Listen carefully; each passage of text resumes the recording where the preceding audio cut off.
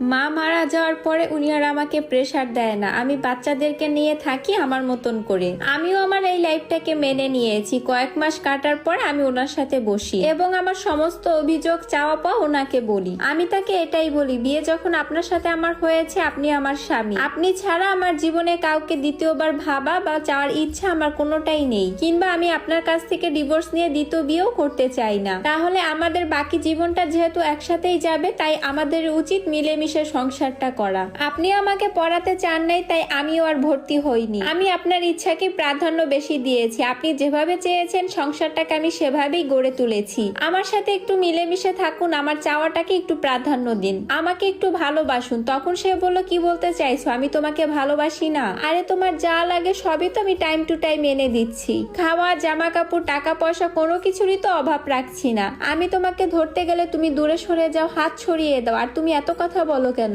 মাথায় কি ঘিলু নাই? কোথায় কি বলতে হবে তুমি বিন্দু মাত্র বুঝছো না। তোমাকে আমি আর কিভাবে ভালোবাসবো তা আমার জানা নাই। তুমি কখনোই নিশির মতন হতে পারবে না। আমি চুপ হয়ে যাই। পারিবারিক দিক থেকেও আমরা অনেকবার আমাদের সম্পর্কটাকে নিয়ে বসি, কিন্তু তারপরেও আমার উপরেই আঙুল তুলে সবাই। আমি নাকি সুখে আছি, তাই আমাকে নাকি ভূতে গুতায়। যদি কষ্টে থাকতাম তাহলে নাকি বুঝতাম যে কয়দিনে কয় মাস যায়। এরপর থেকে আমি আর কোনোদিনও অভিযোগ করি নাই, চুপচাপ সবকিছুই মেনে নিয়েছি। এবং উনি কাছে আসলো, আমি আর ওনাকে দূরে সরিয়ে দেই নাই। উনি মাসে কয়েকবার বা সপ্তাহে কাছে আসতেন, আমি না করিনি ওনাকে। আর এভাবেই কয়েক বছর কেটে যায়। আমার বাবুনিও বড় হয়। মেহেদির রুমটা আমি আলাদা করে দেই। মেহেদি একা ঘুমায় আর বাবুনি আমাদের সাথে থাকে। সময় যত যাচ্ছে আমি তত বেশি সুন্দরী আর অনেক বেশি মিষ্টি হয়ে যাচ্ছি। আমার চেহারার উজ্জ্বলতা আর শারীরিক পরিবর্তন দিনকে দিন বেড়েই যাচ্ছিল। এটা সবাই বলতো, কেউ বিশ্বাস করতো না যে আমি বিবাহিত। আমি নিজে ওনার সঙ্গ পেতে চাইতাম। ইদানিং আমি নিজে থেকেই ওনার কাছে যাই, কিন্তু উনি কখনোই এটার মূল্যায়ন করেনি। বলতো আমার শারীরিক সমস্যা হচ্ছে, মানুষের তো দৈহিক চাহিদা থাকা ভালো না। আমি যখন ওনার সঙ্গ চাইতাম তখন উনি এড়িয়ে যেতেন এবং সবটাই ওনার ইচ্ছে মতোই হতো।